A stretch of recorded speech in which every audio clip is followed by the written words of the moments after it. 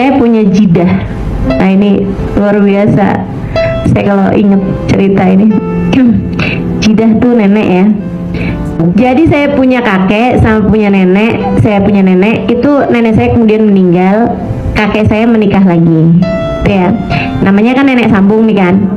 Jadi beda usianya itu antara kakek saya sama nenek saya. Di saat kakek saya usia 90 tahun, beliau usianya sekitar 60-an tahun atau 70-an tahun. Jadi usianya bedanya di atas 20-an tahun, kayak 25 hampir 30-an tahun. Beda antara kakek saya sama nenek saya. Orangnya Masya Allah gitu. Terus beliau ini, kakek saya ini, alhamdulillah tuh teman-teman sekalian, sampai dengan usianya 90 tahun nggak punya sakit apa-apa. Cuman di usia 92-93an tuh mulai beliau pikun. Dan itu kalau bisa dibilang sakit, satu-satunya sakit yang beliau alami gitu kan. Beliau lupa semua bahasa kecuali bahasa Arab. Ini aneh bener gitu. Saya sampai jadi mikir gitu, gimana kerjanya otak ya, ruwetnya luar biasa. Maksudnya sangat complicated ya otak manusia itu. Bisa pikun itu bisa ganti-ganti gitu. Ntar pikun bahasa, ntar pikun mukanya orang, ntar pikun apa gitu. Subhanallah, subhanallah. Di saat beliau pikun itu usia 94-an gitu ya, 95 tuh tambah inian pikunnya, tambah semakin menjadi-jadi gitu kan, sampai nggak inget siapa-siapa gitu. Pada saat itulah nenek yang usianya waktu itu hampir 70-an saya kira ya, itu mulai sakit, dan sakitnya jadi tambah semakin berat. Di saat kakek tuh udah lupa siapa nenek. Jadi subhanallah, kakek saya itu lupa sama perempuan tapi ingat sama laki-laki. Jadi beliau lupa sama ibu saya yang adalah anaknya, tapi ingat sama abah saya yang adalah menantunya. Di saat istrinya sakit udah nggak berdaya, maksudnya udah di atas tempat tidur kena stroke.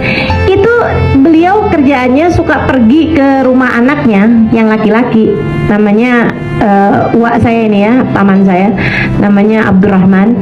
Dia bilang gitu, "Man," katanya gitu, "ada orang sakit di rumah nggak pulang-pulang." Berarti itu istrinya. Ada orang sakit di rumah katanya nggak pulang-pulang, kesian dah. Apa saya kasih uang aja ya biar dia pulang?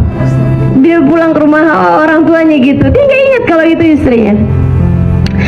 Sampai kemudian di saat yang lagi kondisinya kayak begitu, nenek saya meninggal. Saya ada di sana, jadi saya tahu banget ini cerita ini nih teman-teman. Saya lagi ada di sana ketika dapat kabar bahwa nenek itu kayak kena serangan gitu kan. Akhirnya dibawa pergi ke rumah sakit, tapi di jalan sudah habis. Ya, di jalan udah meninggal dunia. Kemudian dipastikan oleh pihak rumah sakit untuk periksa gitu bahwa memang udah nggak ada gitu kan. Habis itu langsung dinyatakan meninggal dunia. Habis itu kemudian dibawa pulang jenazahnya. Nah, waktu jenazahnya lagi mau diurusin dibawa pulang, kami yang udah dapat kabar itu segera siap-siap untuk pergi ke rumahnya nenek kan begitu ya, pergi ke rumahnya kakek saya ini.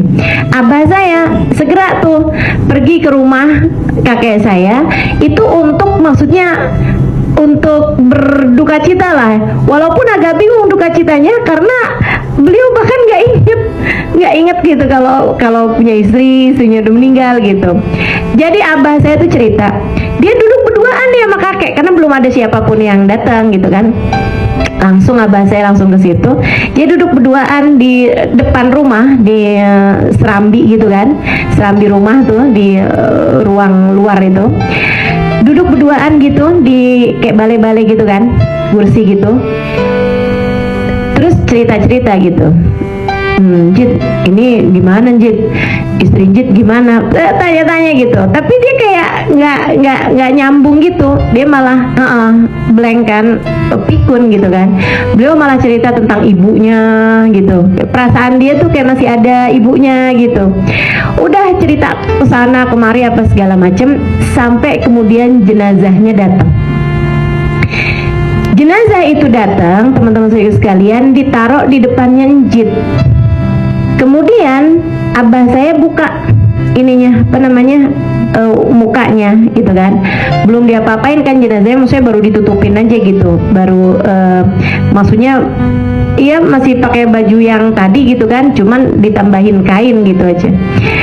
Abah saya buka gitu kain mukanya, dan itu subhanallah, kakek saya kembali memorinya 100% ketika ngelihat jenazah istrinya. Beliau kemudian bilang, ya Allah, ini istri saya nih, Fadlun binti Zain, itu sampai disebutin sama binnya, ingat 100%. Ya Allah, ini istri saya, Fadlun binti Zain Babut. Ya Allah, istri saya meninggal nih, Masya Allah. Habis itu dia kemudian nangis, innalillah, istri saya nih meninggal, ini istri saya nih perempuan soleha. Dia kemudian ciumin dari ujung rambut ke ujung kaki, diciumin sama dia. Ya Allah, ini istri saya nih, ya Allah, diciumin jenazahnya gitu sampai ke kakinya. Ya Allah, saya ridho sama dia dari ujung rambut ke ujung kaki. Ya Allah, saksikan saya ridho sama dia dari ujung rambut sampai ke ujung kakinya. Ya Allah, nangis sampai abah saya ikutan nangis, yang bener-bener nangis gitu. Abah saya mikir, ya Allah, beruntung banget nih perempuan, suaminya pikun tapi Allah balikin hanya untuk menyatakan keridhaan kepada istrinya. Habis itu kemudian jenazahnya ditutup, udah selesai nangisnya ini apa, dia selesai baca-baca doa gitu, jenazahnya dibawa masuk gitu kan. Habis itu ditutup lagi, masuk lagi ke dalam gitu, terus nanya, ada yang meninggal? Siapa yang meninggal? Lupa teman-teman saudaraku sekalian. Jadi dikembalikan 5 menit memorinya 100%. Bahwa memang memorimu, siapa yang bilang milikmu? Ya milik Allah.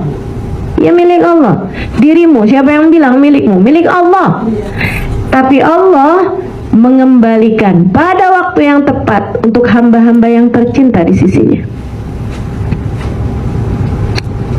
Suami udah pikun, sama Allah dibalikin 100% teman-teman saudaraku sekalian, hanya untuk menyatakan keridhaan kepada istrinya.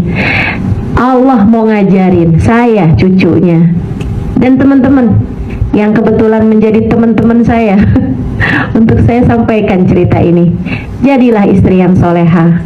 Jika bahkan andai suamimu pikun sekalipun, Allah bisa kembalikan memorinya untuk menyatakan keridhaannya kepadamu.